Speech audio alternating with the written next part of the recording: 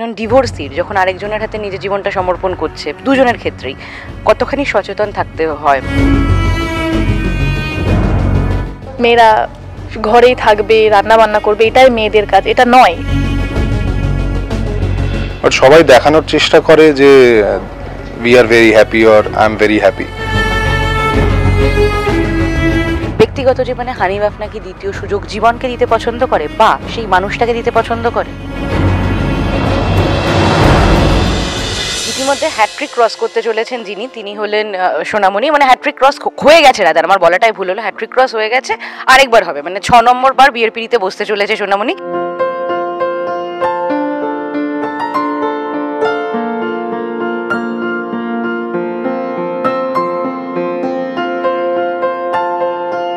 কিন্তু সুধাকে যে জিনিসটা আমাকে না শুধালেই নয়, যে এই যে 6 নম্বর বার, এই 5 নম্বর বার বিয়ের পিড়িতে বসতে চলেছো, বিয়ের অন্য দিনের শুটিংগুলো কি হয় তুমি জানো, মোটামুটি মেন্টাল প্রিপারেশন তার আগের দিন থেকে কি থাকে যে কাল বিয়ের সিকোয়েন্স শুট?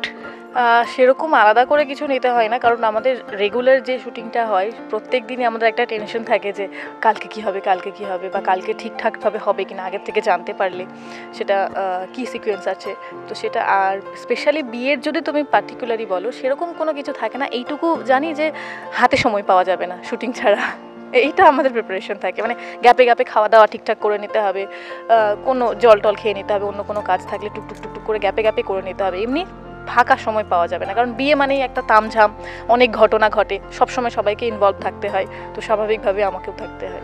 ফোনের লুকগুলো তো প্রত্যেকটা সিরিয়ালে আলাদা আলাদাভাবে বদলে যায়, তো প্রত্যেকবার কি একটা করে ছবি তুলে রাখা হয়? হ্যাঁ, ছবি তুলে রাখা হয়, সোশ্যাল মিডিয়াতেও দেওয়া হয়। আর প্রত্যেকটা আমার কোণে সাজতে খুব ভালো লাগে, তো হ্যাঁ, এটাও যেমন আমার খুব ফেভারিট একটা লুক হয়েছে।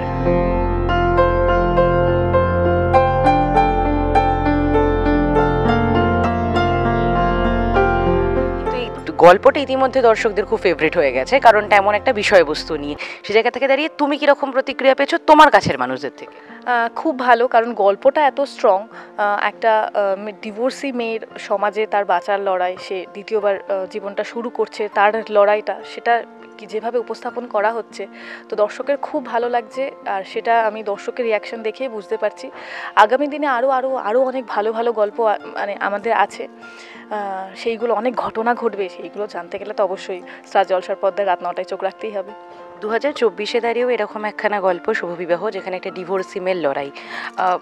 আমরা বলছি সমাজ এগিয়ে গেছে, নারী সচেতনতা, উইমেন এম্পাওয়ারমেন্ট, কতটা এই সময় তো দাঁড়িয়ে এরকম একটা গল্প বলার প্রয়োজনীয়তা পড়ছে। তুমি কিভাবে সমাজটাকে দেখো? আদৌ কি একটা ডিভোর্সি মহিলার প্রতি, একটা সিঙ্গেল মাদারের প্রতি সমাজের দৃষ্টিভঙ্গি বদলেছে? একেবারে বদলায়নি তা নয়, বদলেছে, বদলাচ্ছে, যাতে আরও বদলায়, সব জায়গায় বদলায়, কিছু কিছু জায়গায় বদলেছে, সব জায়গায় বদলায়, সবাই যাতে এটা ভালোভাবে অ্যাকসেপ্ট করে সেই চেষ্টায় আমরা করছি। আশা করি দর্শকরা সেটা, যারা যারা এই জিনিসটা ভাবেন যে ডিভোর্সি মানে সেই মেয়েটিরই কোনো খুঁত ছিল, সে তার ডিভোর্স হয়ে যাওয়া মানে সেখানে তার জীবনটা শেষ হয়ে যাওয়া, সেটা নয়। সেটা আশা করি আমরা অনেকের মনটা বদলাতে পারবো। ডিভোর্সি যখন প্রেমে পড়ছে এবং তার মনের ভেতর যখন একটা কেউ প্রেমে আঘাত পেয়ে আরেকটা প্রেম হওয়াতেই তার কাছে অনেকটা এক্সপিরিয়েন্স চলে আসে, সেখান থেকে দাঁড়িয়ে একজন ডিভোর্সির যখন আরেকজনের হাতে নিজের জীবনটা সমর্পণ করছে, দুজনের ক্ষেত্রেই কতখানি সচেতন থাকতে হয়? মানে তুমি ক্ষেত্রে যেমন সুধার ক্ষেত্রে প্রেমে পড়ার আগেও কৃতজ্ঞতা, মানে একজন ডিভোর্সিকে যে কেউ বিয়ে করতে পারে এটা কখনোই সুধা ভাবেনি। তো এই জায়গা থেকে সুধা সবার প্রথমে কৃতজ্ঞ তেজের কাছে, তেজের পরিবারের কাছে, যে একটা মেয়ে ডিভোর্সি সেটা জানার পরেও একটা পরিবার মানে তাকে মাথা পেতে ওয়েলকাম করছে। এটা খুব কম দেখা যায়, আর যারা করেন তারা তো খুবই সচ্ছল, খুবই ভালো একটা পরিবার।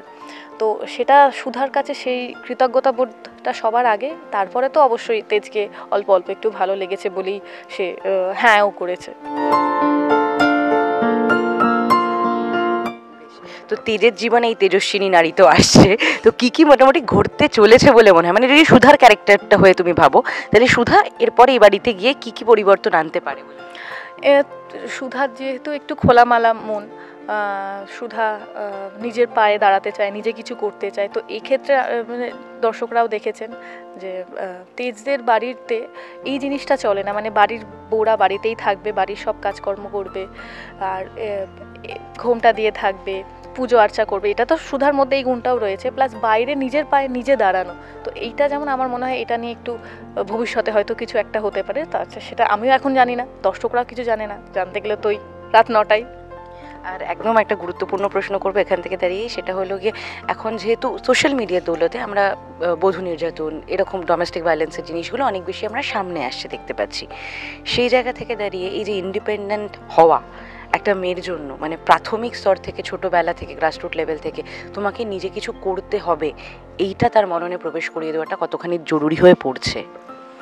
দেখো, শুধুমাত্র মেয়ে নয়, ছেলেদের ক্ষেত্রেও সমানভাবে এইটা কাজ করে যে নিজের পায়ে দাঁড়ানো, নিজের একটা পরিচয় তৈরি করা, সমাজে যাতে সবাই তাকে তার নামে চেনে। তো সেটা সবার, আমার মনে হয় না যে শুধু পার্টিকুলার মেয়েদের প্রয়োজন, ছেলেদেরও অবশ্যই প্রয়োজন, কারণ এখনও অনেক ছেলেরাও রয়েছে যারা অনেক কিছুর থেকে পিছিয়ে। আর মেয়েরা তো অবশ্যই, মেয়েদের বিশেষ করে প্রয়োজন, কারণ মেয়েদের আমরা যেটা চলে এসেছে যে মেয়েরা ঘরেই থাকবে, রান্না বান্না করবে, এটাই মেয়েদের কাজ, এটা নয়, সেটা আর কি চেষ্টা করা হোক, মানে সবাই নিজের পায়ে দাঁড়াক, নিজে নাম তৈরি করুক। সেইভাবেই তুমি নিজের নামটা তৈরি করতে থাকো। কিন্তু আরও একবার সুধা যদি কিছু বলতে চায় শুভবিবাহ দর্শকদের, কি বলবে? সুধা বলতে চাই, সামনেই বিয়ে, আপনাদের সবার নিমন্ত্রণ রইল, আসবেন রাত 9টায় স্টার জলসায়, একদম টিভির সামনে বসে পড়বেন, সেখানে শুভ বিবাহ আপনারা দেখতে পাবেন। সুধার বিয়েতে প্রচুর ঘটনাও ঘটবে, সেটাও আপনারা জানতে পারবেন। আর জানতে গেলে অবশ্যই দেখতে হবে রাত 9টায় শুভ বিবাহ।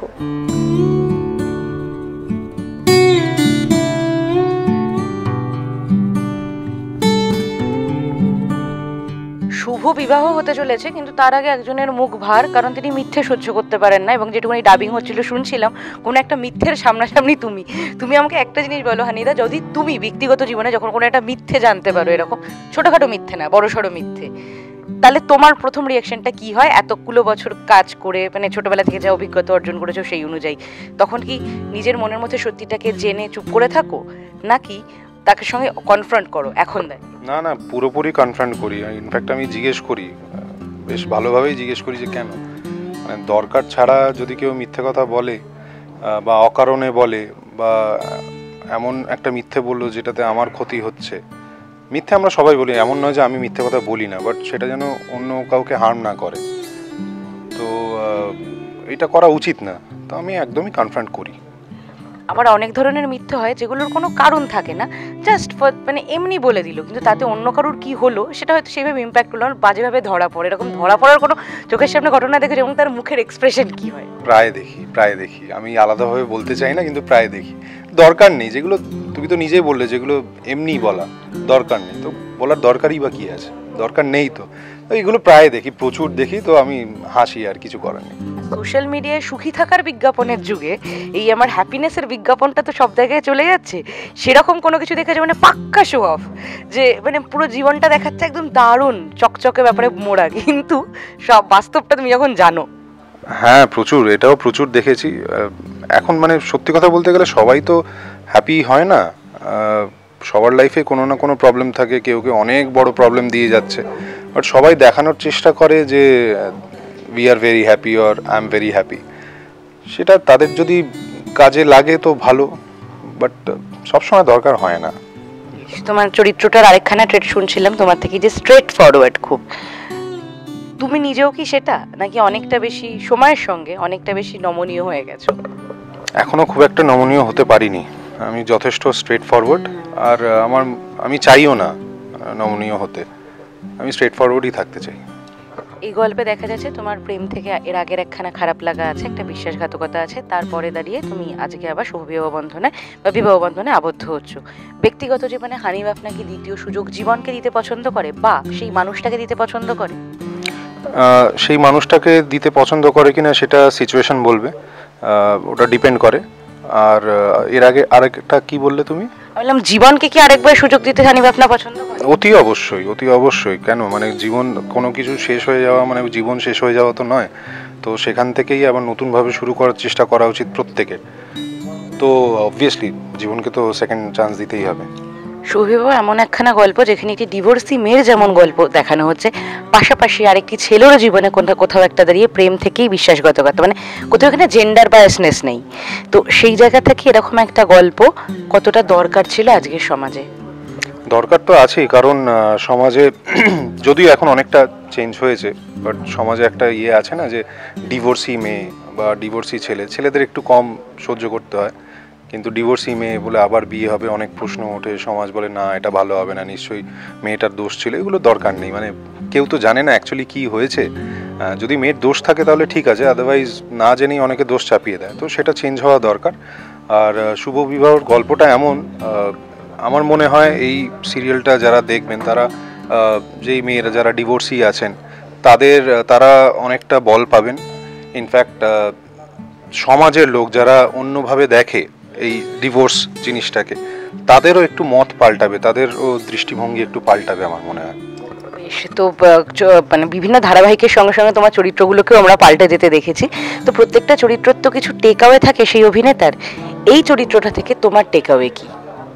এখনও তো শুরু করেছি, মানে এখন জাস্ট শুরু করেছি, তো এখনই আমি টেক আওয়েতে যাব না, বাট হ্যাঁ আমি অনেক মিল পাচ্ছি, ইনফ্যাক্ট পেয়ে চলেছি এভরিডে, তো ভালো লাগছে। এবার টেক আওয়ে যদি বলতে হয় তাহলে আমাকে আরও কয়েকদিন কাজ করতে হবে, করে তারপরে দেখতে হবে যে কি টেক আওয়ে করলাম। তো দর্শকদের কি বলবে, শুভ বিবাহ সেট থেকে যেহেতু পেয়েছি, তাই জন্য যদি আরও একবার সবাইকে আমি এটাই বলবো যে আমরা অনেক চেষ্টা করছি খুব ভালো ভালো এপিসোডস তৈরি করার, আমার এন্টায়ার টিম, দ্য ডিরেক্টর থেকে শুরু করে প্রডিউসার, চ্যানেল সবাই খুব চেষ্টা করছে, তো আপনারা দেখতে থাকুন, খুব ভালো ধামাকেদার এপিসোডস আসতে চলেছে। Thank you.